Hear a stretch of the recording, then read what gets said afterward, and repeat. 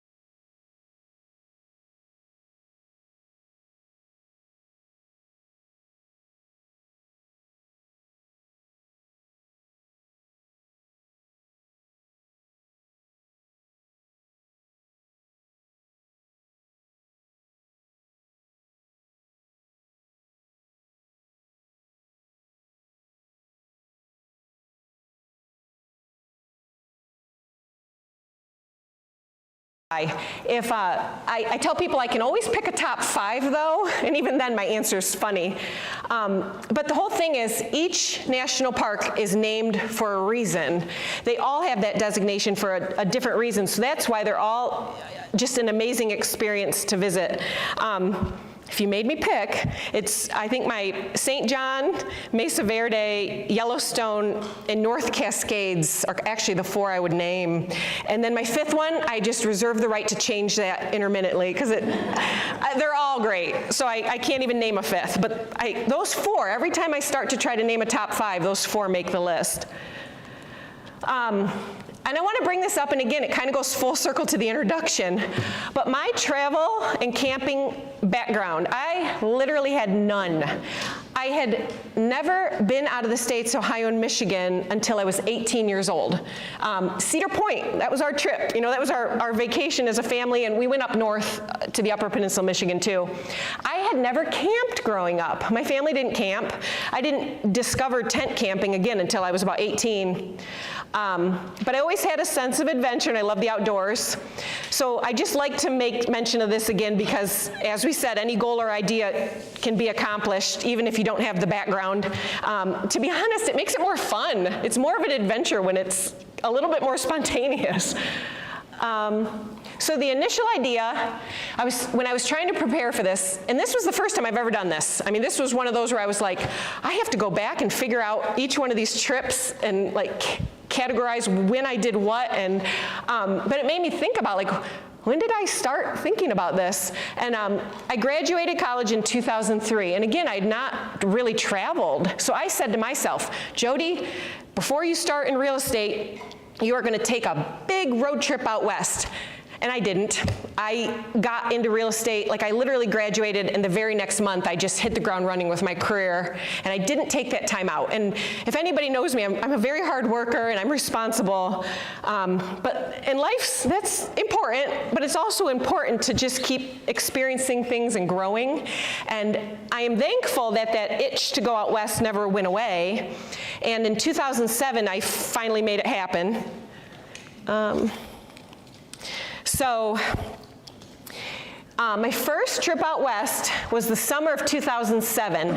I owned a Mercury Cougar, like a 2000 Mercury Cougar, 2-door, and I took my tent And I went out west, and I took this exact atlas. Like, I love atlases. I stare at this thing all the time, but I took this exact atlas, and I took little Post-it notes and cut out the sticker part, and I just like stuck it all over the place to make a loop. And the national parks are green on here, so they just like, I started to kind of stick the little Post-it notes on these green areas. And then, again, I cannot emphasize enough how important it is to just kind of get up and travel. I mean, it opens your eyes to so much. But I was so hyped, so I drove from Ohio.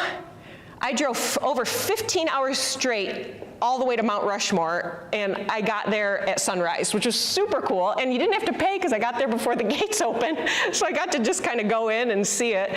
But and I'll tell you more about that story in a little bit, and that's kind of why there's an asterisk. Again, didn't know what I was doing. I drove through the Badlands, and I drove through Wind Cave in the pitch dark. And I remember I stopped, and I'll tell you right now, I stopped at an overlook at Badlands, and it was pitch dark, and I stopped, and it said scenic overlook. And I get out of my car, and I looked, and I was like, it's probably nothing. And I kept driving. And so that's when I hit the rest of them. But the other ones, this was super cool. I mean, I just hit a huge loop, and I saw a lot of national parks in 30 days. And like I said, they were kind of my focus. But again, this is not systematic. You'll see, like, I saw Zion, but I didn't see Bryce or Arches or Canyonlands. Like, if I would have set out correctly, it would have made a lot more sense. But I thought, oh, Zion's good enough. That's in Utah. Like, that'll be good. So Rocky Mountain, it's a pretty cool one. And I'm going to tell you guys kind of short stories, but the amount of stories are countless. I mean, it's one of those where I couldn't even scrape the surface of the people that I met and the kindness and the cool adventures. But Rocky Mountain was pretty neat. This is, again, kind of new on this whole experience. And I get out of my car to see this moose and this little baby. And several other people got out too. And we all, they can be aggressive with their babies. So we're all kind of like trying to get close, but like not too close. And I met this really cool group of people, and they were motorcycling across the Rockies. And we were all just amazed by the moose and the baby. They ended up kind of taking me under their wing, and I went motorcycling across the Rockies with these people. And they had an extra room, and I stayed in this Sulphur Springs resort with them. I mean, it was just such a cool, again, the people that you meet, like the kindred spirits. But I just think about it. I got to motorcycle across the Rockies. Like, it's just a neat thing. Mesa Verde, this was a funny one. So it's in the corner of Colorado, and it's smaller. It's a small little park, and I thought, I might as well see it. I'm close to it. It's one of my top 5 every time. This thing is so cool. I didn't know what to expect, but it has all of these cliff dwellings. And there's something about, they actually let you climb in them, and the idea of just being able to go in these cliff dwellings was so cool. And then, the cool thing I liked about Mesa Verde was it was where, like, the mountains meet the desert, and I could not get over, like, there were jackrabbits and cottontails cohabiting. Like, I didn't think that was a thing, and to be able to see both of them in the same park, I was like, it was just a neat experience. And I think, again, the fact that it wasn't high on my radar. It wasn't Yellowstone or Rocky Mountain or Yosemite, I didn't even know how to pronounce it. And I really like that one. It's one of my favorites. So again, I could tell you lots of stories, but I'm going to stick with one specifically, only because, again, it's just one of these really neat stories about people. And it's a stock photo for a reason. So I drove out west, and I drove to Washington, and I wanted to see Mount St. Helens, which is not a national park, but it's still part of this trip. And I went up this windy mountain to see like a overlook of Mount St. Helens. And I get all the way up there, and it's foggy. I was so mad. I mean, I drove all the way up there just to see it, and I couldn't see it. So I was kind of speeding on the way back down, and it was wet. And you know those arrows, like they show where there's a curve, and there's like multiple arrows? I don't know what happened, but I lost control of my car, and my car hit one of those arrows and bent it down, and my car like stuck on the side of the cliff, like on this arrow. And I get out of my car, like super careful, and I climb up, and my back wheels are like off the ground this much. And I get there, and I'm like trying to like shove my car down, and it wasn't working. So I left my car on the side of this mountain, and I had to hitch somewhere to go get help. I mean, that was what I had to go do. So the first car that came by was this little red car with 2 teachers in it, and they picked me up. And again, I was driving a Cougar, and they took me to Cougar Town. It was actually the closest town. And they dropped me off at this convenience store. And I told the lady there what happened, so she had me call a tow truck. It was gonna be big bucks, and they were 3 hours away. So I was like, fine. So I'm sitting there, and I'm just waiting. And this guy walks in, his name's John, and he walks in, and he had a cut-off camo shirt, and he had a mullet, and I mean, it was I'm not trying to stereotype, a little redneck looking, and he walks in, he says hi to the store clerk, he says hi to somebody else, and he looks at me and goes, what are you doing here? And I said, well, and I told him the whole story. And he looked at the store clerk, and he goes, well, and he looked at me and he goes, come on. And I go, what? And he's like, I got chains. Let's go. So the fact that he knew everybody made me feel safe about this. But so John, I get in his truck, and we go find my car on the side of this cliff. Somebody had shot out my car windows. So I get out. And again, I don't know what I'm doing. Next time you leave your car on the side of the road, take your valuables. I left my purse and my laptop and everything sitting right there. Let me be clear about this story, it's amazing. They left my purse, they left my laptop, they took my Palm Pilot. Do you remember what Palm Pilots were? Some of you do? They took my Palm Pilot and they took my camera that had already broken. I got sand in it and it wouldn't. I think they got spooked. And then they stopped taking the rest of my stuff. They literally took 2 things that didn't really matter, other than I lost my photos. So there's a stock photo. But so what happened then is 2 other guys stopped, and John and these 2 guys helped. And again, a tow truck, they would have just yanked my car off of that sign. But these guys all got under, and they were like, that sign was stuck in like an important spot. And if they would have just ripped it, they would have caused a lot of damage to the bottom of my car. So we ended up being able to go up and over the sign and got my car out. And again, I thought, okay, I'm on my way. And John goes, no, come on. And he took me to Portland, I think it was Portland, Oregon, and he knew a place there. He's a mechanic, by the way, I didn't know this. And he took me, and I got dirt cheap windows. He got me a great deal on windows. And we went back to his house, and he actually had the car jack thing. So he raised my car up, and we walked underneath it, and he wanted to check out the damage. And he looks and he goes, your brakes are shot. And I just think about if I would have gotten back on the road after that tow truck, I would have probably gotten another accident. And so this guy replaced my windows. He replaced my brakes. And then a bunch of his buddies came over the next day, and guess what we did? We went 4-wheeling around Mount St. Helens. Like, I got to see like little baby coyote, and I mean, you're talking about, it was just the coolest thing. And again, I guess it's just like the idea that like, get out there and see what's out there, and you have some of these life stories that literally shape the way you look at people, they shape the way you live your life. And yeah, that story, and by the way, he's like off the grid, doesn't pay his taxes, so we'll only go first name. Yeah, John, yep. So there was that one. It's not all going to be stories, but here's another story, just because it's Ohio's national park. So the only national park in Ohio is Cuyahoga. Again, very inexperienced, I don't know what I'm doing. I drive to Cuyahoga, and I think I can camp there. Well, you can't. Guess who did? So I befriended these rangers. I went to this ranger station, and I was like, hey, so where do you camp at? And they're like, you don't. And I was like, oh, bummer, I really wanted to camp here. And they were like, you know what? Go ahead, leave your car here. So they let me keep my car at a ranger station, and I went into the park. And again, I don't have a map, and I planned to car camp, like I planned to be near my car, so I didn't bring any of the right gear. I didn't bring a flashlight, okay? So, but I grabbed all my stuff, and again, not in a backpack, I'm just like carrying my stuff, and I found a spot to wait, like to go across the river. Oh, thanks. I didn't even notice that. There's the fuzzy thing. No, thank you.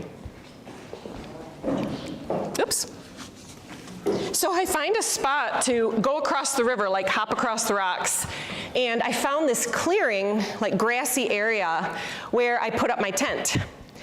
And I'm going to bed at night, and again, I know nothing. I'm not a camper, and I hear this like, woof, woof, and I thought it was a bird. And I remember I'm all by myself out in the woods, and I yell, "Shut up, bird!" And I go to bed, I fall asleep. In the middle of the night, something trampled me. Like literally my whole tent caved in and I got stepped on and I got trampled. And I freaked out. I called Jay, my brother, on my flip phone. And I was like, something just attacked me. And he goes, "It's a bear, Jodi, it's a bear." And so I got out I had a little spray with me, and I got it out, like pepper spray. My dad's a postal carrier. He gave me his postal carrier pepper spray or whatever. And I opened it, and then I rubbed my own eye, and I got it in my eye. So I'm in my tent. I think I'm going to get eaten, and I also can't see. And Jay's on my a flip phone, and my brother goes, "You got to go. You got to go. You got to make yourself big and get out of there." So I unzip my tent, and I stand up real big in the pitch dark, no flashlight. And he goes, "You gotta run." And I was like, "Okay." He goes, "But bears can run on trails." And again, I look back and I just wonder if Jay was just kidding with me. But he goes, "You gotta just go straight through the woods. Don't take a trail." So I'm like tripping and falling, and I'm just trying to get back to my car. So I get to this river that I crossed before on the rocks. But again, I'm not near any rocks. So I had to wade across this river in the dark, climb this bank. And I finally got back to my car, and I slept in my car, just muddy and wet. And the next morning, I had to go get my stuff. So I come back to get my stuff, and I hear the same, woo, woo, and I look over. It was a deer. I put my tent in a grassy area. It had to have had a baby, and I think what it was doing was it was upset with me, and I think it was making those noises, and then I think in the middle of the night it finally got enough guts up to try to trample me. But yeah, so Cuyahoga, you're not allowed to camp there, but if you do, you could have a story. So that is Cuyahoga. So walking across America, so this was what my other base camp talk was about. And it's an important part of this talk too. So I walked across America, and that was in 2008. It was 4,100 miles. It took 8 months and 8 days, no vehicle. Continuous through hike. And the American Discovery Trail consists of over 300 rail trail and canal trails, and it's meant to show you a lot about the U.S. in terms of natural things. So it did, of course, include some national parks. So on the actual American Discovery Trail, it includes Capitol Reef, Canyonlands, and Great Basin, but you'll see my list is a little bit different, and I'll tell you why. But on this hike across America, I saw Arches, Capitol Reef. We added Bryce to the trek, which I'll explain, and then I did see Canyonlands, and I saw Great Basin. And this is actually where I actually kind of decided, oh my gosh, I think I want to see all the national parks, and I'll explain why. So Capitol Reef and Bryce. I had friends that wanted to come out, and they flew out, and they wanted to hike part of the trip with us, and they were the ones that really wanted to see Bryce. So when you're already walking 4,100 miles and somebody says, "Why don't we look at another park right nearby?" Okay, so we did a side excursion and got to see Bryce too. And this was my story where, if you remember on that first trip in 2007, I saw Zion. And again, no park expert here, but when you ask me about Zion, to me it's red and green. And I just remember big mountains, cliffy things. And then in my head, where Bryce and Zion are on the map, I thought they would look the same. Southern Utah is not just a different planet. Southern Utah is multiple different planets. And I just could not get over. Here we were, not that on a map. We're not that far away, Zion and Bryce. And I get to Bryce, and I was like, what the heck? It's so pointy and orange. And I just remember being so amazed with how different it was. And this was the moment where it dawned on me, I got to see all the national parks. They're here for a reason. Great Basin is a funny story. So I, again, did not set out to see the national parks when I was early on in my career. But then later on, I wanted to hit the ones that I hadn't gotten. I forgot I walked through Great Basin. How do you do that? So I went back in the future. I'll show you. On a future trip, I went back to Great Basin, and I walked into the visitor center, and I recognized a voice. And it was the funniest thing. I look over, and there she is. When I walked across America, I buried water in the desert ahead of time, and I met this guy named Robert. He's a Mormon.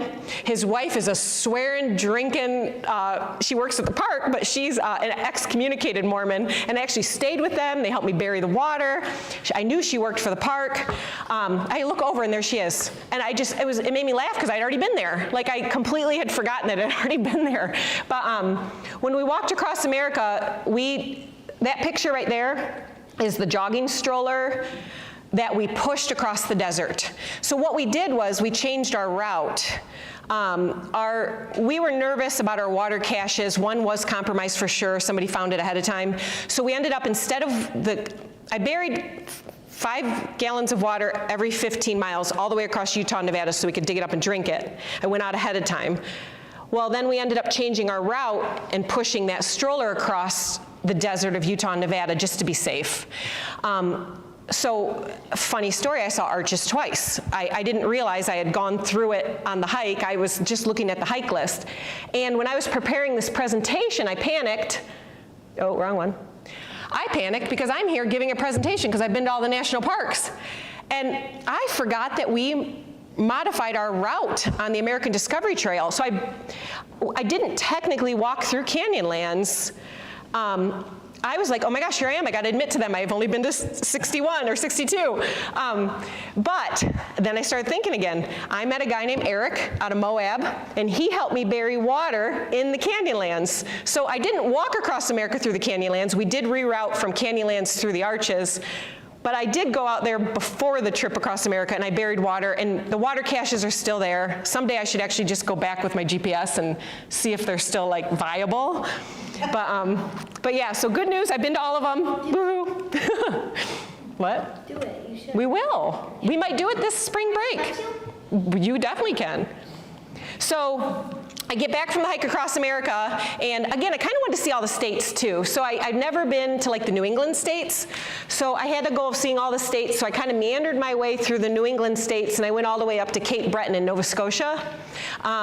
This was the first time I ever saw Acadia National Park, the one in Maine, so it's the only one over in that side of the U.S. over there, in the New England states. And, but I went back with Jude in 2022. So my photos are going to be from that trip. Oh, Jude perks up now, look. I remember that. You do? You better. It was just 2 years ago. You better remember. I still have that shirt. It probably is it's in Jace's closet now. So, And I still nope. have the same coat. So, Acadia is gorgeous. I mean, it was a really fun park to go visit. Super cool views. I had a lot of fun going there with Jude. My pictures that I took when I went there my first time, I mean, now I have a smartphone. I mean, that was flip phone days before, so I only included these photos. So my trip to Acadia, though, was with my cougar. It was my last cougar trip because I realized I needed something else. So on the hike across America, I met a few people that did this, and that's kind of where it got in my head. But I bought an F-250 diesel truck that was converted to run off of vegetable oil. So I drove down to Johnson City, Tennessee, but I put my cougar on Craigslist beforehand, and so I kind of already had a buyer lined up. And I literally drove down to Johnson City and sold my cougar and drove off with my new veggie truck. A local restaurant owner, he's a big fan of my hike and he loves adventure himself. So he had made a rule. He goes, as long as you meet me for lunch once a year, he goes, you can have all of our veggie oil. So every week I would actually go to Big Boy, and I would pick up the jugs. They left them right outside the door for me, and I would bring them back, and I would filter them. And it's interesting, so I'm going to talk about it for a minute, but you'll meet people, and I met them up in Alaska, who they just run the oil through some blue jeans and throw it in the truck. Like, they just tie a knot in their blue jeans, and they run the oil through, and that's it. But I was a little nervous. I wanted the truck to last. So I actually first I bought a centrifuge system. So it was a tank, 55-gallon drum, metal, and I had a heater band around it. So I would heat it up to get any like water off of it, and then the centrifuge sucks the oil up and spins out the impurities. But I only had a one tank setup because I had limited space. So it was spinning the impurities out and dumping it back in. So I was never really sure how clean I was getting my oil. So I decided to just play it safe, and I bought filter bags. So I bought a 5 micron and I bought a 1 micron. And what I did was I had a pump I had a hand pump and I had also an electric pump. And I would take the used oil after I heated it up, which, by the way, heating it up makes it move easier. You heat it up too fast, though, which I did once, or more than once, but it actually melts a plastic container that you have it in, and that's just a mess of all messes. But Cougar or veggie truck? That's a veggie truck. So what I did was I would take the hot, cooled down but still warm oil, and it would go through the 5 micron and get most of the bigger stuff, and then it would fall through the 1 micron and into the, and then I knew everything in that container was clean. And what I would do is if I knew I was heading out, I would stock up. And then, so when I did head out west or to Alaska, the back of that truck was loaded. I could get over 240 gallons of veggie oil in there. And side story, it wasn't even in here. Hoover Dam. I go to cross the Hoover Dam and they wouldn't let me. They said I was a fire hazard. I was like, I am less, what's the word for, or flammable than like a gasoline car. But I think it was the amount of oil that worried them, and they wouldn't let me cross the Hoover Dam. But yeah, oh, and then funny note about a veggie truck, you literally smell like the spices. Like you could tell if I got it from a burger place or a Chinese place or a Mexican restaurant, like the oil actually, wait till the end, but the oil actually smelled like whatever you got the oil from. It was kind of cool, kind of funny. So along with the veggie truck, what am I doing? Okay, so along with the veggie truck, I decided, so I own some duplexes, and I decided, like, if I'm gonna be traveling as much as I am, I wanna keep them rented, because it's some good income. So I bought a 30-foot travel trailer, and I volunteered out at Maumee Bay State Park as the nature hostess. So I got a free campsite and free utilities, and, oh, you can even see it. There's actually, you can see the veggie oil containers. If they're still in the box, that means I haven't filtered them yet. That means I just picked them up from the restaurant. You can see another container, oh, right there. So what I would do is I would, like the whole, underneath my whole truck, I would have all these stored, and I would just kind of keep that going, and that's where I actually lived for a few years while I was home. And it was super cool. It was a neat experience, very simple. I have a lot of stuff now, but that was a very simple time in my life. I also worked on an organic farm, just kind of a cool thing to do to appreciate food. So the next trip I went on, my first trip with my truck, I did a Southwest road trip. And again, now I'm looking to hit the national parks. So now I'm on the map, and I'm trying to hit these national parks. Bear with me, I haven't even looked at this. Okay, so I'm gonna talk about a few of these. Petrified Forest was one that was just really colorful. I mean, I did enjoy seeing everything they had there. And when you're traveling by yourself, I don't know why you think to do this. I did this for like every trip, and I roll my eyes now, but I took a stupid stuffed animal with me, and I would take a photo of it in front of these signs. I cropped them out of some of them, but I decided to leave them for some too. It made it easy to recognize which trip I was on, but why did I do that? So there's my monkey. It was a slingshot monkey where it, like, when it hit, it made the noises. Grand Canyon. So the first time I went to the Grand Canyon, I didn't know what I was doing either, and I went to the northern rim, which I'll talk about in a second, but it was super cool.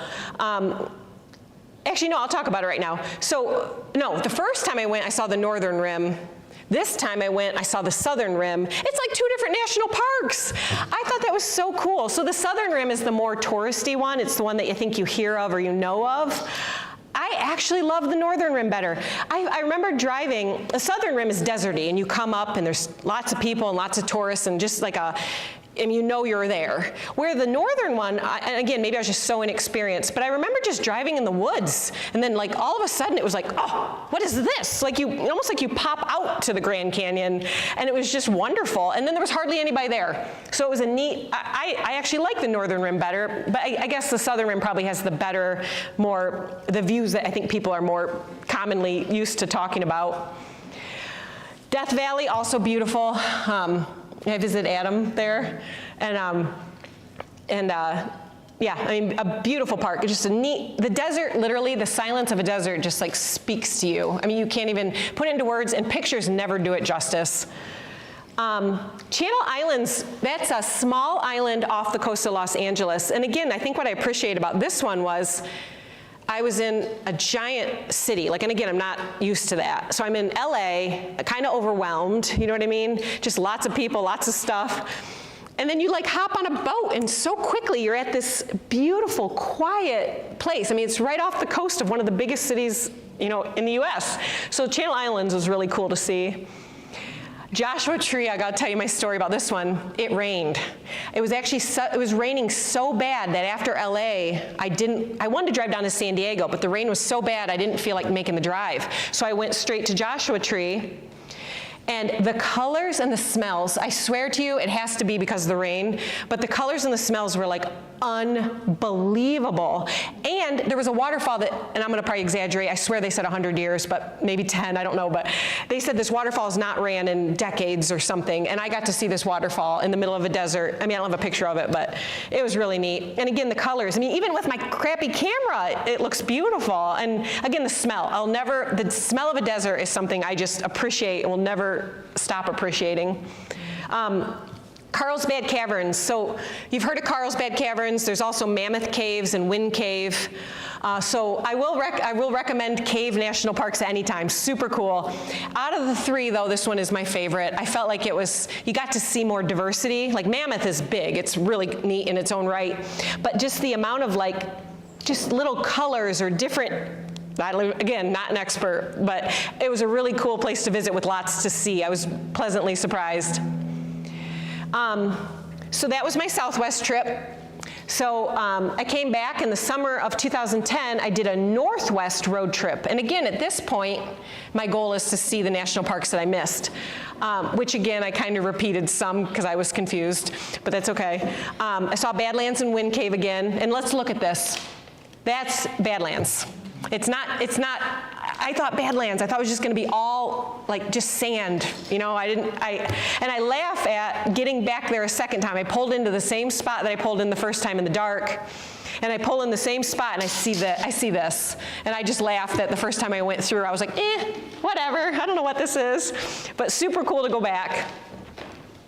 I will talk about Yellowstone. Yellowstone it's not overrated. The amount of, I mean, you all hear about Old Faithful or you see some pictures, but there's so many different spots to go see and experience in Yellowstone. The buffalo too. Oh, they're on the road. They're like literally up next to your car. I mean, it's so cool. The only advice I have about Yellowstone is afternoon, it feels like Disney World. I mean, all the tourists are up and out. I got up super early the days that I was there, and I say nobody else was up, but the animals were. So you got to be out there like with the animals and not with all the tourists. And so if you ever go to Yellowstone, plan to get up really early, because by the time the afternoon hits, you're kind of overwhelmed. This was another Yellowstone story. So another thing I'll encourage you to do if you ever travel, whether you're by yourself or with people, is talk to locals. I went into a gift shop and I met some people that were working there. I said, okay, tell me where to go. And I've done this. I did this in Alaska. I did this in Yellowstone. I've done it everywhere I've gone. And I've seen some of the coolest things. You can see down there the boardwalk, right? And all those people. That's how you're supposed to see that thing, which I did write it. I didn't even know its name. I wrote it. I looked it up. Grand Prismatic Spring. And they said to me, no, don't go down there. And they gave me a little path to go. And I went up on this little cliff and I got that view. I mean, that view, that is not a fancy camera, that's not edited. That is like probably 8 megapixels. I don't even know, it's bad. But I mean, what an amazing thing. And then to be up there, there were a couple other people there. But again, it was like so cool to be able to see it. And I wouldn't have seen it if I wouldn't have talked to those people in the gift shop. So I thought that was really neat. I never forgot that. Glacier, and that's where you're going, right? Yep. So Glacier is one of those parks that is just majestic. You could definitely go back and spend plenty of time just exploring just this park. It was beautiful. The scenery, everywhere, literally everywhere you turn, there was a new majestic scene. Like that's the word that I always want to use when I talk about Glacier. I'm failing a little with this. Did I get it? Okay, there we go. Okay, so on the way home, I do want to talk about this one because it's not that far. It could be a short weekend trip for you, but I went up to the UP every year of my life as a kid.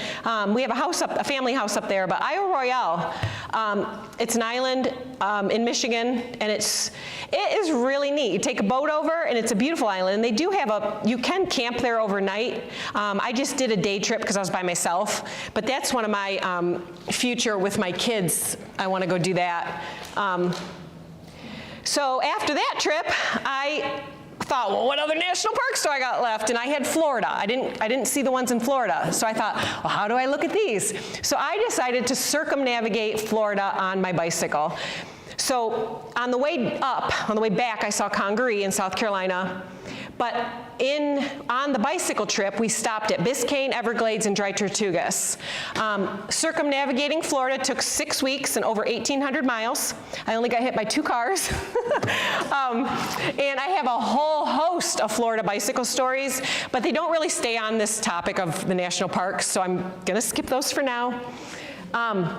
Everglades are so cool. It's the only place in the world where alligators and crocodiles coexist. It's the only place in the world where you can see crocodiles. And it's the mixture of the Lake Okeechobee's freshwater and then the ocean's saltwater that make that possible. Manatees, and we rode our bikes through the Everglades. Like, we literally stopped and ate lunch, and it was like, they were in the water, like right over like the little bridge that we were sitting on. It was so cool. And then we took a canoe trip. Yeah, right, cool. And then we took a little, canoe. Yeah, we took a canoe trip through the mangroves and stuff, and that was just a neat little side trip. Biscayne. So Biscayne it's one of those where it's 95% water. So we were kind of we had a tight budget on this trip, so we did not go rent a boat or go explore Biscayne, but there is you can visit the visitor center, and there is like a mile of area that you can visit from the coast. So I've been to Biscayne, but not fully explored it yet. I've never fully explored any of these parks. I mean, they're all, I could go back 100 times. Dry Tortugas, so we did have to take a little boat over there. I'm not a big history buff, but I still appreciated it. Fort Jefferson is the largest all-masonry fort in the US, and there's just something cool about walking through it and seeing it. Do you have a question? We'll wait to the end. You want to read it? Before, yeah? what color was that thing in the water? Manatee, I think. Oh, the manatee? That was like a brownish color. I'll show it to you later. It looked orange in the picture. It was just the lighting. But yeah, super cool to see. I mean, just cool to see an old fort like that and to be able to walk through it and have it be on this island off the coast of Florida. Dry Tortugas is also a protected area. A lot of this park is actually water, and they protect the coral reefs in the area. Next trip was Hawaii. Dana Bolin was the head naturalist at Maumee Bay, and her family was going, and she goes, "You want to tag along?" Yeah. So I went to Hawaii, and her family went to Maui. So I went to Haleakala with them. So there's Dana and me. Haleakala is super cool. You like climb up into the mountains and you're like above the clouds. And one neat thing, we didn't do it, but a bunch of the tourists were actually, I don't know if that's like what all the tourists do there, but it seemed like everybody was, but riding their bikes down the mountain. Like everybody was doing like a downward. You did that? Oh, cool. Oh, you did too? Good. See, I didn't do it. I just saw other people doing it. We're driving like, whoo, that looks something. That was neat to see. So after Haleakala, they went home after Maui. I need to see the Big Island. So this brings me to my next story. I did not plan. I rented a car. That was as far as my planning went. So I rented a car when I got to the Big Island. I got my car, I pull out, and there was this just peaceful looking hitchhiker with bare feet, and his name was Noah, and I picked him up. And he worked on a co-op, an organic co-op farm on the Big Island, and he took me back there. So he gave me this huge tour of this farm. I met all these people, and all these people are basically like transplants living on Hawaii, and they found a free, cheap place to live while doing some work. Super cool idea. So I was like, okay, this is great. I love learning about it. That loft in that picture right there, he goes, that's where you can sleep. So I slept in that loft of that barn. That was where I stayed. And again, it was just neat to meet these people and hear all their stories. And next, So Hawaii volcanoes, this was creepy. Like it's kind of like Yellowstone, but even kind of more intense, maybe because I knew I was on an island, but like it's smoking. I mean, just everywhere you went. And I just thought it was so neat the way the lava had overtaken some of the signs. And I also loved seeing how life still kind of found its way, even in the most like desolate of spots. But it was just it was a neat, unique place to see. My last day in Hawaii, this group of people, they were gonna clear a field for arrowroot, so they invited me to join them. So I'm, knee-high in muck on my last day there, clearing this field for arrowroot, and it was just really funny. I was like counting the hours of when I had to go get back on the plane, and the girls, they all took me to we went to a waterfall in the middle of near there, and we jumped in, and that's how we kind of got somewhat cleaned off. And I remember getting on the plane, and I was just looking around at everybody. I'm thinking, who else was all mucky and jumped in a waterfall today to clean off on this airplane, Probably not anybody else, but I did. Just again, neat memories, neat experiences, meeting neat people. So this one, winter of 2011, I did a Northwest road trip to Bellingham, and this one starts with a cool backstory. So Bellingham, Washington is north of Seattle. It's a small town. I love it. Like, I love it. It's such a cool little place. Well, the first time I went out there, I was standing on the shoreline at this little local park, just in awe. The people playing volleyball, and there was music, and there were I'm just watching everybody. I'm looking at the water, I'm looking at the scenery, and this guy named Jose walks up to me. He goes, "I can just tell that you love this place." I was like, "It's incredible. Like, this is just an incredible place." And he goes, so he pointed up, so I'm on the water, I'm in a park on the water, and there's kind of like a mountainside and houses, and he pointed up, he goes, "I live right there." So I thought he lived, like up the hill or up the mountainside. And he goes, "I go to Mexico every winter." He's like, "I'll leave a key under the mat. You want to come back here?" He goes, "You have a place to stay." I said, "Okay." So we kept in touch. And I felt a little bit odd about this one, so I invited two of my guy friends to come with me. And there is something about driving all the way across the country to check. You have an address, and there's a key under the mat. We drove and here's what happens. We get there, the key's not there. We're gonna go do something else, But we drove all the way across the country, and we get there, and we're following our TomTom at that time. Yeah, I didn't have a smartphone, a TomTom. And it's taken me, and I'm expecting it to take me up into the mountains, right? And it's taken me, and I'm getting closer and closer to this little park. He lived in a penthouse apartment on the park. That is the balcony rail. That's the park I was standing in. When he said, "I live up there," he was pointing to his balcony. And so we stayed here for a couple weeks. He was in Mexico. We stayed here for a couple weeks and just got to enjoy the area. But on this trip also, we also saw some of the national parks that we had missed before, or that we wanted to re-see again. Redwoods, super cool. I mean, the redwoods are amazing, but everything is bigger there. I mean, everything, like the slugs, I couldn't get over just the size of the leaves and the slugs and, of course, the trees. Another thing to do is to talk to locals about stuff like this.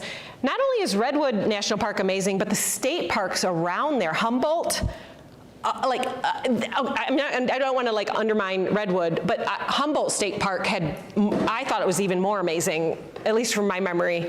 But again, it's cool to talk to locals and say, what else should we see while we're here?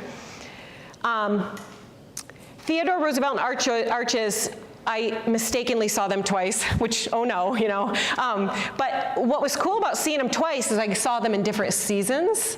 It's like a whole new park in a different season. And there we are getting as close as possible to a buffalo.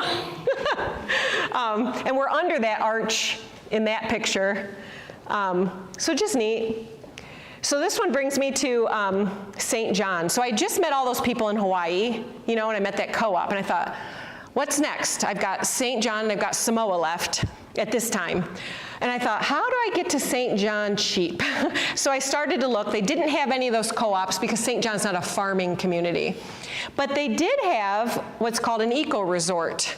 So one thing I'm going to tell you about St. John, and this is why I just highly recommend you making the trip. You have to fly into St. Thomas, and then you take a ferry over to St. John. It's 60% national park, so it stays preserved.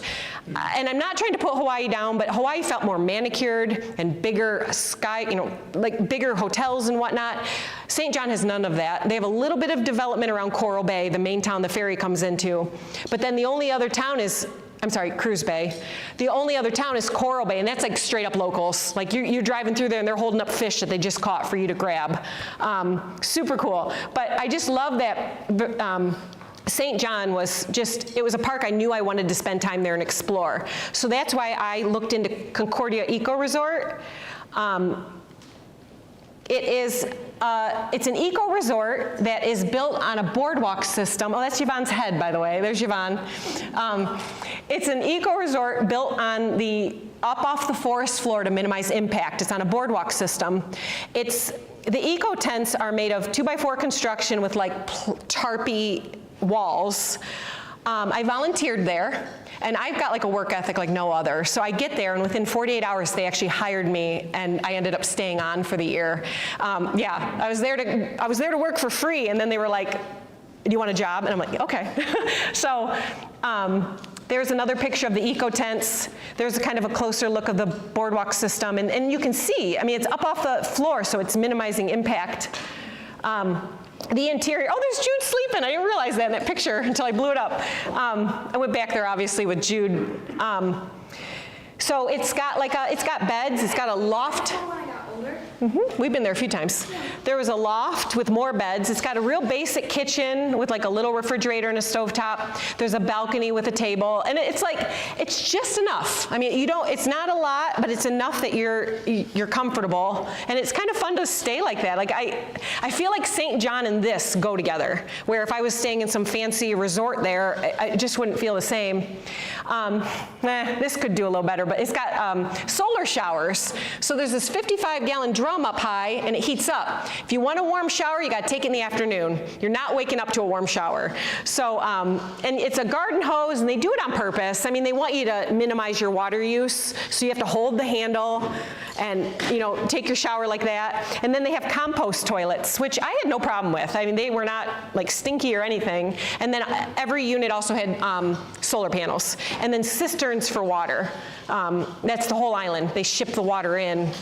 So you got to really watch your water there.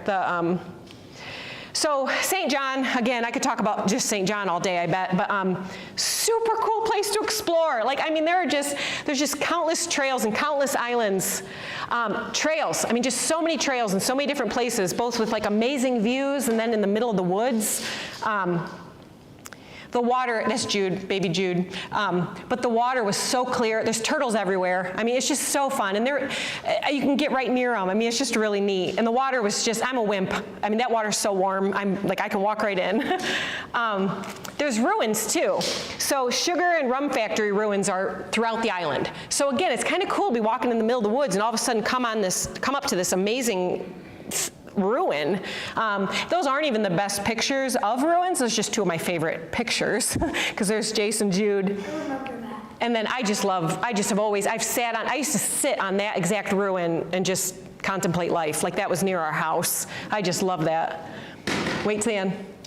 Remember. Again, super pretty views. I think that's Trunk Bay. Trunk Bay is like always in like the top most beautiful beaches in the world. But I'm gonna tell you right now about St. John.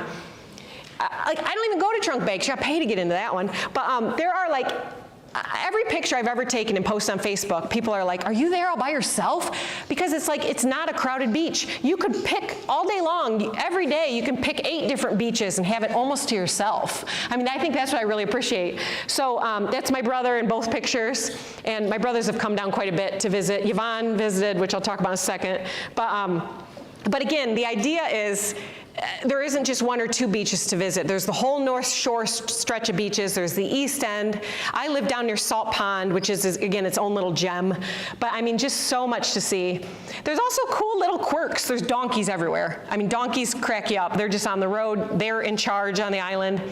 This was Drunk Bay. The white coral washes up on the black, and people make little people. So like, you walk there and it's the coolest. You turn the corner and it almost feels like a cemetery. It's kind of creepy, but it's cool. So you literally walk around and you see everybody else's artwork.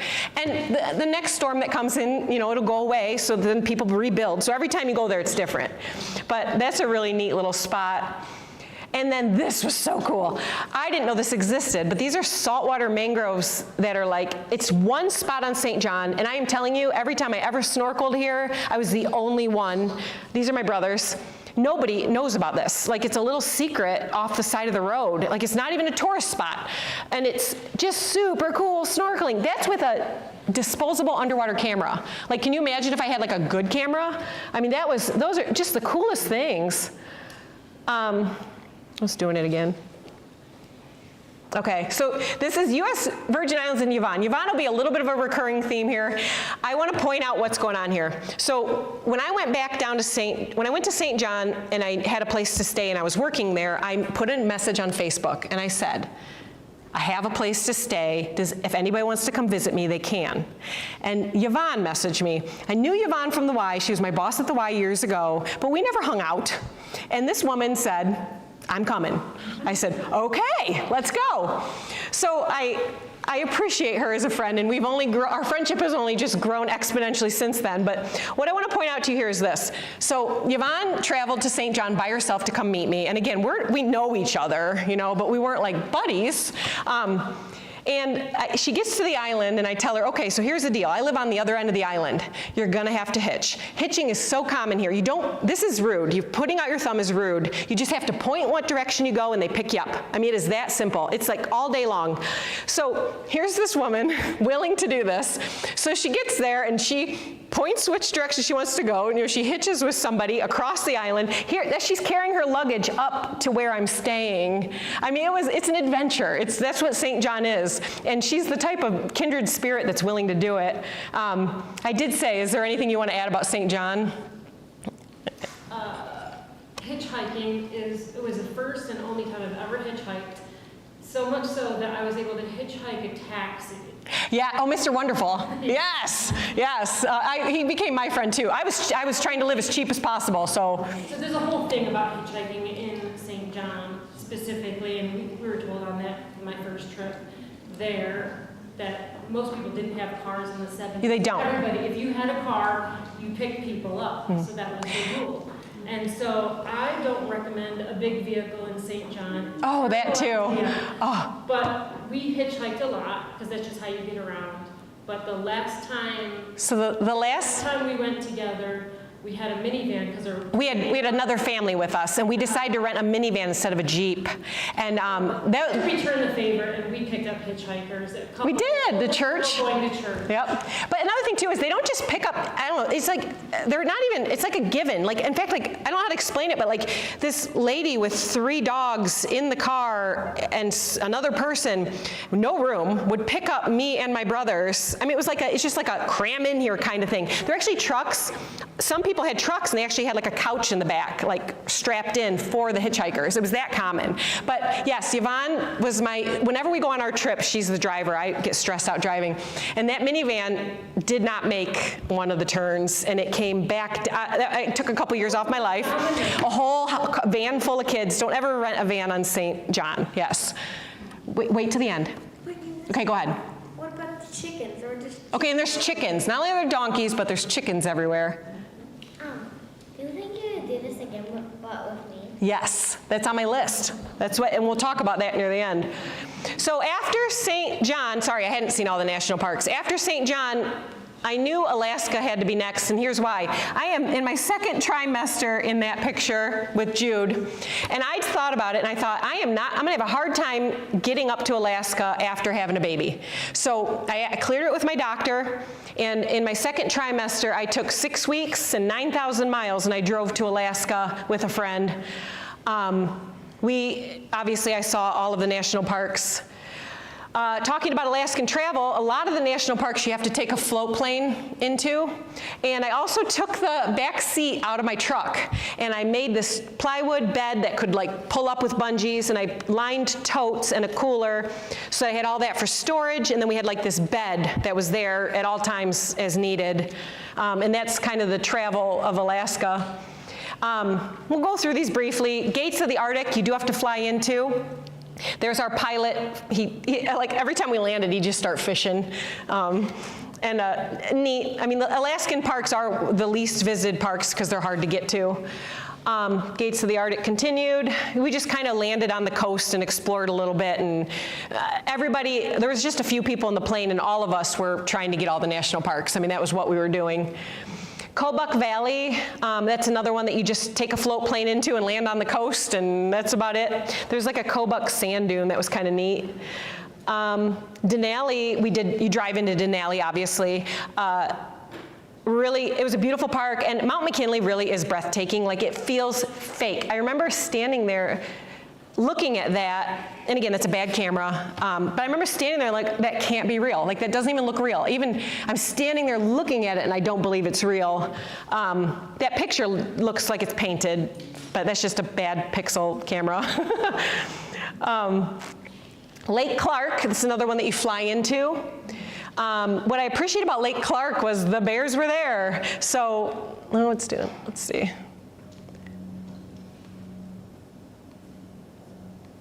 Is it doing it? There we go. So you get out of the plane and the bears are right there on the coast. And they're smart about it. I mean, the guide is smart about it and letting you only go so far. But it was just neat to see them out doing their thing. They could care less about us.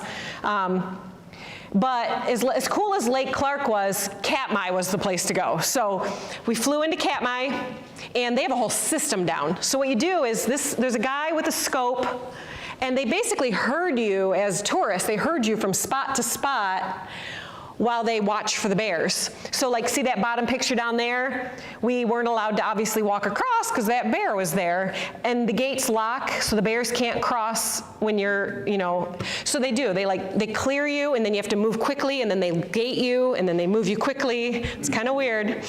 But this is what you're heading to, and it was so neat. So we got to this there. I'm overlooking, you can kind of see how close I am, watching these bears eat salmon.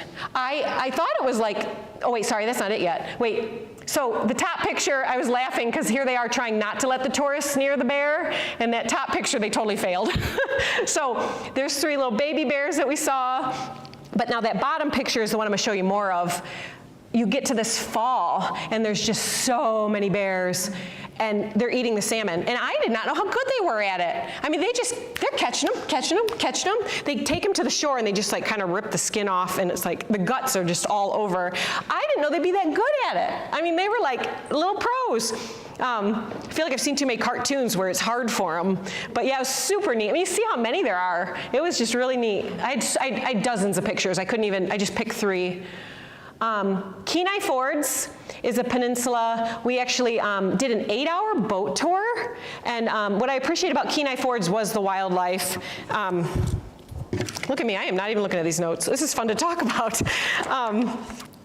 So I don't know my animals. That's why I'm looking at my notes now. Mirrors, they kind of look like penguins. That's this picture here. We saw tufted and horned puffins, and again, 2 different types of seals. We saw all these whales, like an orca. That was super neat. And finally, that picture looks nice and clear. But we saw different types of whales. Again, I don't know what I saw, but they were right by the boat. And then the glaciers. Like the crackling, like the silence and then the crackling. Like I can't exactly describe it, but it was just so amazing to be like down in the water and be able to see them like that. So that 8-hour boat tour was well worth it. Wrangell St. Elias, we camped in. Just more Wrangell St. Elias pictures. Again, look how different it looks than the other ones. Glacier Bay, we did bicycle into, and we camped, and that was my 8th. That was the order that I saw them in, so that was my 8th national park. Glacier Bay continued, just beautiful. So this is a story. There was a record number of forest fires the year that I went to Alaska, and I'm sure there's now that record I'm sure has been broken. But when I went to Alaska, we had to reroute multiple times because of the forest fires, and we ran low on fuel. So we had to do an emergency landing on that bottom pond. We landed, and the pilot had to like wade out and try to figure out where it was shallow and where it was deep because we needed somebody to rescue us. We couldn't take back off. So we found this little ranger station in the middle of nowhere. We hung out there for a bit. We had some really bad coffee and this little thing in the middle of nowhere. And then that's the first plane that came. They decided it was too big and it didn't land, so it flew back. And then it brought the second plane. The whole time we're getting rescued, this moose is just like watching us. And I can't help but think about from his perspective, out in the middle of nowhere, like, what? Here's my entertainment. But this is a funny story. So I'm pregnant with Jude, second trimester. They took all the gear, all the water off the plane to lighten the plane. They took every single other passenger and they carried them on their backs through the muck and put them on this other plane, took them out one by one. And they left me. And I, to this day, don't understand. I'll never forget sitting there with that pilot, and the pilot goes, I think we're light enough to clear the trees now. And I said, you think? And to me, I should have been first. I felt like I should have been the first one taken on the emergency plane. But no, we had to wait for hours while they flew them out one by one, and then they left me. So we cleared the trees, obviously, but it was one of those I'm like, the gear, you took the gear, and you left the pregnant lady. But it was a neat experience. Alaska, how many of you guys have been to Alaska? I know you, yeah. Oh, a lot of you, okay. It is not a vacation, it's an adventure. I cannot stress that enough. I had, I had 6 windshield chips. I broke several different pieces of my car. I blew a transmission in where's your sister live? Anchorage? I blew a transmission outside of Anchorage. Fortunately, Yvonne's sister lived there, so we had already stayed with her. And when I blew my transmission, I called Shauna and I said, I'm coming back. So we had a place to stay while my truck got fixed. On the way home, in the Yukon, my truck broke down again. And after what happened to me in Washington, I didn't want to leave my truck on the side of the road. There was no taking all our stuff, so I had my partner Ryan stayed back with the truck, and I hitched 4 hours back to the Alaskan border because I didn't have a cell signal. So I hitched back to the border and got help, and I hitched back. And the next day, the tow truck came, and the tow truck broke down. So that bottom picture is a tow truck towing the tow truck to get my car. And they just had to jump start it. Like if he basically was able to tow it enough to get it, and they cranked it, and then it was running.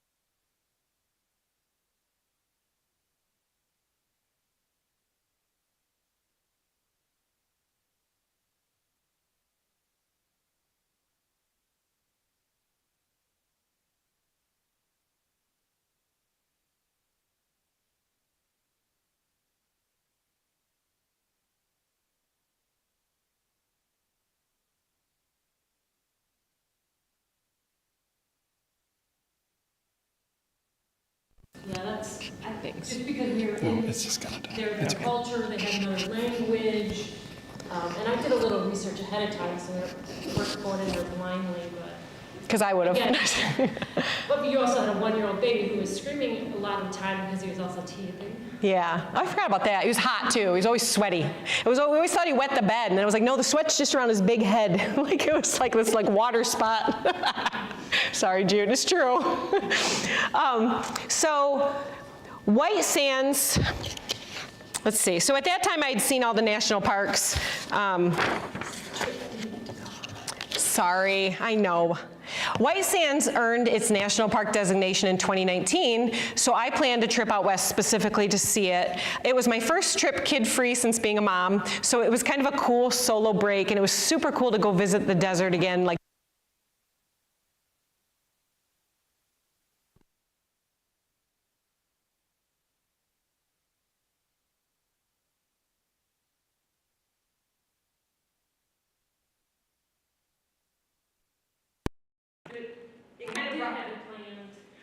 COVID canceled that trip. Yeah, so we had planned to go. Yep, you're right. COVID. Yep. Where was I? UP. Look at Yvonne knows our life. Yes. Oh, yeah. And again, the desert just speaks to you in silence. It was super cool to say or to see. Let's see. Well, this thing might have gone off again. Is it dead? Okay. So extra experiences. This is just like a little mini summary of a couple things. So I did go to Gatlinburg in my early 20s. So when I was preparing, I've never done this. When I was preparing to figure out, I knew I'd been to all the national parks, but it was like getting this organized was like, oh, when and where and what.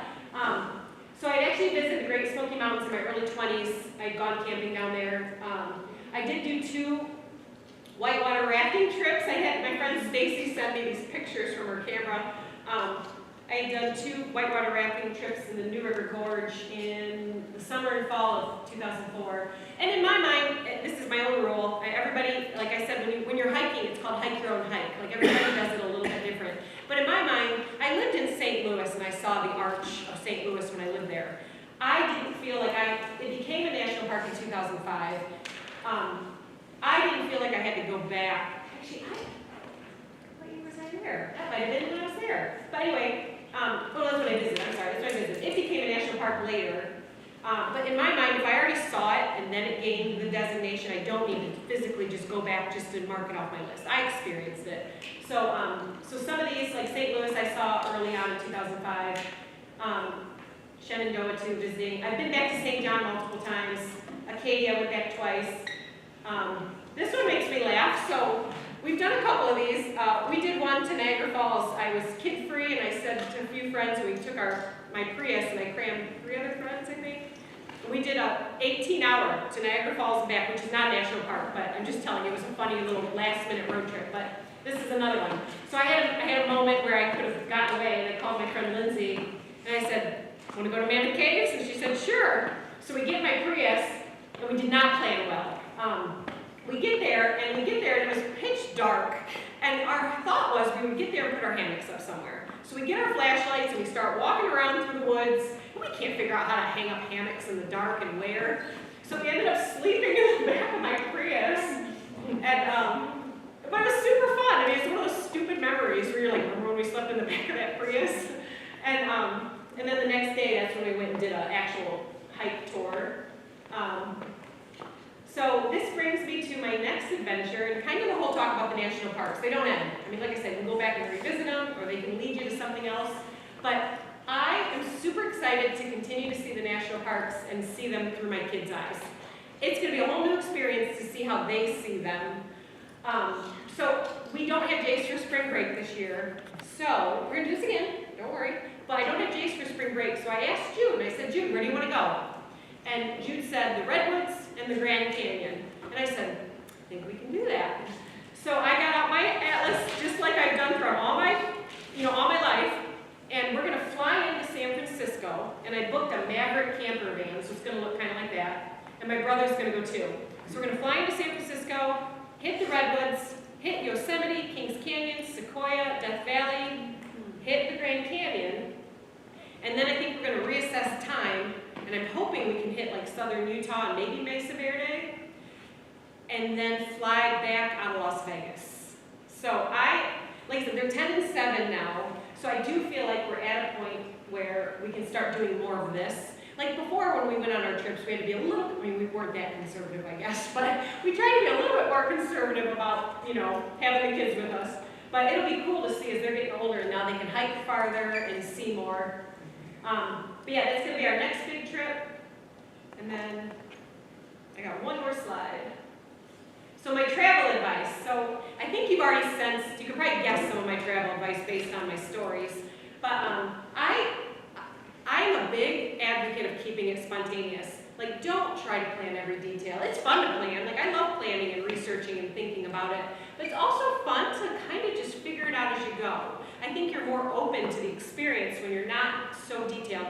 And I've never been to like an all-inclusive resort, or it's just not my style. But I'm much more of a, let's just go and have an adventure and kind of figure it out. And I'm sure there's plus to the other stuff too. But keep it spontaneous. I swear to you, and I'm going to get both my boys one, while I was making this presentation, I'm like, what's my advice? Own an atlas. I know you can look everything up on the internet, but there's something about holding it with your hands and being able to actually like see the roads and see the mountains and see the overall picture too. In our dining room, I have an Ohio map, I have a US map, and I have a world map up on my walls. And I hope my boys grow up just glancing at them, is my hope. I would say don't be afraid to travel alone, but just be smart about it. I have loved my adventures with my friends and with my family, and it's made it so memorable. But it's also been super cool and really neat experiences to travel on my own. It's a time for growth. It's a time to just question things. I just say be smart about it. My parents were always scared for me, and I'm not out at 2 a.m. at a bar, you know? I mean, the people that you're meeting at a campground are like-minded people. I mean, it's just one of those things where if you're being smart about your trips, you're gonna be safe enough. And even my hiking and stuff, I visit the national parks and I hiked, but I wasn't doing backcountry trips by myself. I'd love to, but if I break an ankle or sprain an ankle by myself, that's a big deal. You know, so I was smart about my trips. Going with people, I get to do more. So that's why I always appreciate it when my brothers or Yvonne join me. Like I said, okay, so it's also pretty meaningful to share the adventures. It's so fun. It's so fun to talk and reminisce about the stories. Yvonne just said when she walked in here today, she said we were in Samoa 9 years ago. 9 years ago today, we were in Samoa. So it's kind of fun to think about. I say keep it simple, stay connected, limit gear and electronics. I am so thankful that when I walked across America, it was flip phone era. Because I would have had my smartphone out, probably trying to do the whole thing. Like, you will be more connected if you're disconnected. I mean, I think everybody knows that. And then journal. I have a journal for every single one of my trips. And I love to write, but you'll thank yourself later. Like, and journal every night. That's my other thing. If you think, oh, I'll journal when I get home, no you won't, and you will lose the details. Anytime I ever tried to, when I walked across America, I carried a mini 2-pound laptop so I could type every night. The first week I didn't think I needed it, and I tried to like jot down notes, and then when I got near a computer, I lost the details. So again, I just encourage you, if you do go on some big trip, bring something so that you can take notes, whether you're typing or writing. You will be so thankful when you can read it back later. And then also just don't stop exploring, reading, questioning, learning, and growing. I feel like that's what life's about. I know sometimes we get overwhelmed and things can get a little monotonous, but that's what these trips do. They kind of break you out of that little monotonous shell, and you kind of just keep going. The pictures are like Alaska in a plane. I have 100 pictures of amazing sights of Alaska from a plane. And the last one is another local story. Juneau, Mendenhall Glacier. Somebody told us, don't hike and go see the glacier, hike under it. I'm under a glacier. We took a trail that said, do not go this way, but the locals all said we can. And we were actually under. It was blue, it was incredible. I mean, it felt like, I don't know what to say, but that's a real picture that is not edited, it's not anything. It was that, in fact, it doesn't do it justice. It was blue and it was glowing, and I was literally under the Mendenhall Glacier in Alaska. It's an old gold mine under there. It might be. Wow, it was so The cool. gold mine shaft. Yeah. But, let's see what time. I think it's good. Any questions? I timed that pretty good. Yeah. He will bury you in questions, so if anybody else has questions too, but go ahead, Jude, you give me one. Or did you just raise your hand without? No, the alligators and crocodiles place where they live together. Remember that? Yeah. Did you ever see an alligator or a crocodile? We ate lunch next to them. Oh. We bicycled through the Everglades. We bicycled, and along the road, you could see them. They didn't like hiss at you or like snap at you? So at night, it was scary. Like putting up the tent, I kept thinking about it. But no, I mean, Did you see any eat? no. Another one in Hawaii. Did you see any like lava? Not like. No, just the stop lava. Yeah. But you can ask me questions at home too. So What about did you see? no, wait. Volcano Rock? No, did not see volcano erupt. What was Olympic all about? What happened? So I'm a Pacific Northwest girl. I feel like that's where I probably should have lived. It's just beautiful. It's just beautiful. It's just the thing about and that's why I named North Cascades is one of my favorites. But when you get over there, the smell. I don't want to explain smell, but it's it's just amazing. It's just green and the smell is just luscious and it's beautiful. Is it like a rainforest? Yeah. It's like and I'm again no expert, but is it called a deciduous rainforest? Is that the word? It is.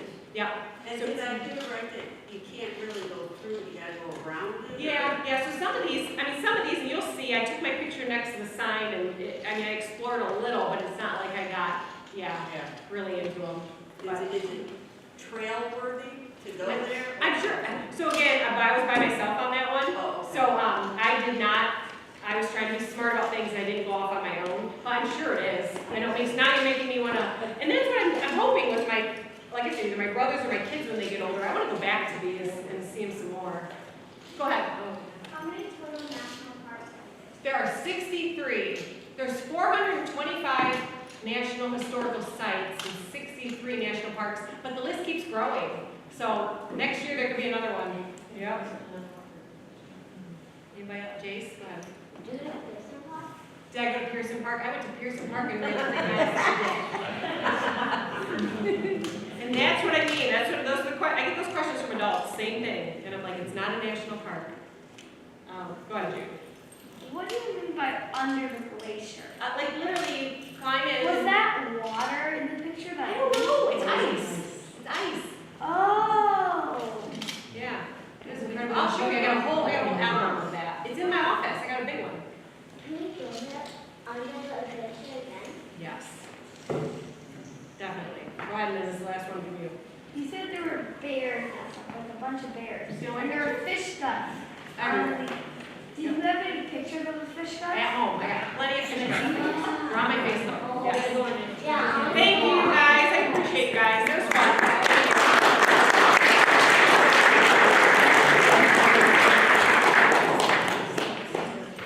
Well, hey, thanks everybody for coming. If I were just to echo something that Jodi said, it's just go. Just go. If you have an excuse, put it out the window, throw it in the trash. Not a single day is guaranteed for any of us. So make the plans and go. Do it. Go outside. No more excuses, okay? Yeah. Thank you. Okay? Yes. Right. Hey, we'll see you in 2 weeks for our last Base Camp Stories. We have a regular returning speaker, Eric Slough, coming, talking about another fantastic kayak expedition that he went on in the Great Lakes area. Don't miss it. Check it out at wcparks.org to register. Drive safe, everybody. All right. Thank you for coming, guys. Going to Glacier next summer? We are going to Glacier end of August. End of August. Fall.